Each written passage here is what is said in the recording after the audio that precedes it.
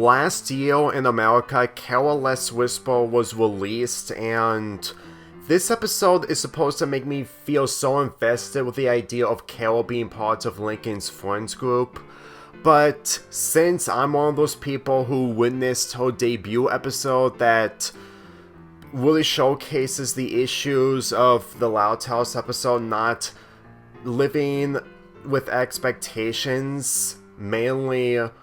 relationship bonding between Lincoln and the Loud Sisters, mainly in this case Lola, Carol was the least interest, since that it's basically the idea of Lincoln being shipped with another girl. But as time went by, even after watching this episode, I don't get the appeal. Like, I can understand the appeal of Lincoln being shipped with Stella, Gore Jordan, and even to an extent Ryan, but Kara, no. And all honestly, at this point, I would say that having a different character that we're familiar with joining Lincoln's friend group would have made this a lot more interesting, but to be fair, let's go through the plot of the episode and why Carol just didn't catch my interest. Lincoln tells his friends that the 13th issue of David Steely, which is a lost issue, is located in Royal Woods, and the only person that he and his friends might get information of the whereabouts is Carol herself. They try to get some information out of her, but unfortunately, they were unable to succeed until Lincoln convinces Carol that from where she works, they can give her an interview. While they interview her, they try to find the lost issue of David Steely that is hidden in the store itself. And this leads to Carol catching on what they're really doing. Even though they're doing their plan, they're actually getting loose to liking Carol when it comes to the interview that they're giving her. That isn't until when she figures out their plan, that the whole bonding that she had with them was all fake. That really hurt her feelings. You know,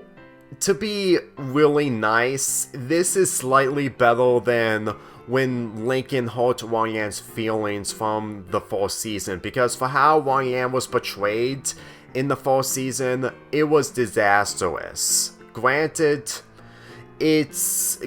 Ryan had improved, but even with Carla's debut, well, it centers around Lincoln not owing his sisters back.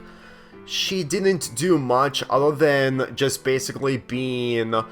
someone who works at another building in Royal Woods. And considering the fact that she somewhat is in the right in this episode, I can easily give this episode a point in comparison to Ryan's appearance in the first season. However, the issues of the episode centering around Lincoln's friends just doing an interview for the sake of getting the lost issue, which is supposed to showcase this episode being a slightly better version than Save the Date. At this point, we making episodes when it comes to making changes in order to make them similar than the previous episodes is honestly becoming a waste of time and mostly a waste of thought, because at this point, I can't be able to take any of this seriously when they keep making the characters do the same mistakes as before. And to give this episode credit, Lincoln and his friends bonding with Carla is healthier, but even if I take healthy over toxic, it still doesn't change the fact that this episode has the same issues as previous episodes, to the point that looking at Carla throughout this entire episode didn't really make me invested in her character. Like, she has a brother, which, in all honesty, kind of makes her slightly relatable, but at the same time, Ryan has a family that she is always in the position of not making her own choices, so this isn't really new.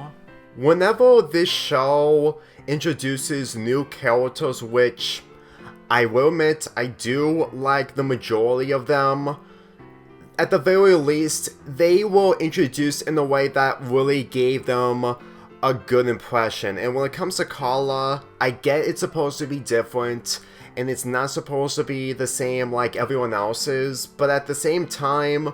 when they don't reuse old characters that have a better impression than Kala,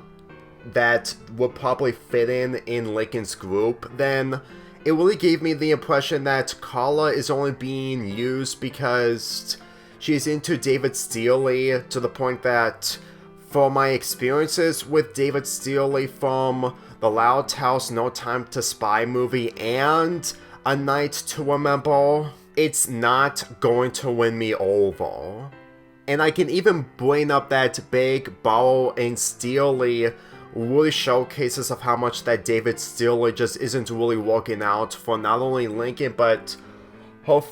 his friends, including Kala. Because at this point, just by witnessing Lincoln doing David Stearley stuff, honestly, even when he becomes 18 in order to do spy stuff, do you really think that that's something I would see from him doing? Like, you can say all you want that him being into Ace Savvy won't be realistic once he becomes 18, but every time I think of what Lincoln's profession should actually be, it wouldn't be David Stearley. Like, him being a magic man is one thing when it comes to him doing magic tricks, and him into singing, which is somewhat what Luna does, is honestly a similar profession, but still a good profession. But spy elements, honestly,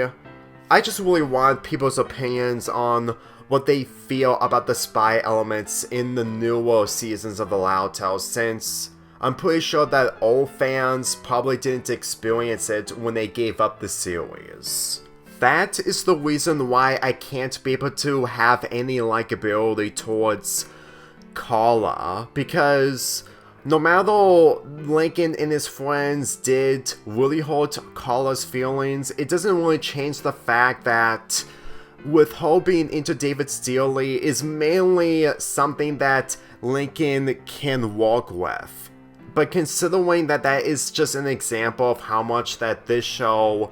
just really wants to include spy elements because they're really into spies, honestly, I really tried my hardest to understand their passion into doing spy elements in No Time to Spy, but considering it really got in the way in A Night to Remember, it's not going to make me like Kala, especially since that in the future episodes that center around David Stearley that she's part of, it's not going to make any difference. My grudge towards David Stearley may have been too personal in my A Night to Remember review, but at the same time, I expected Lincoln and Luna bonding. And since that's taken away from me,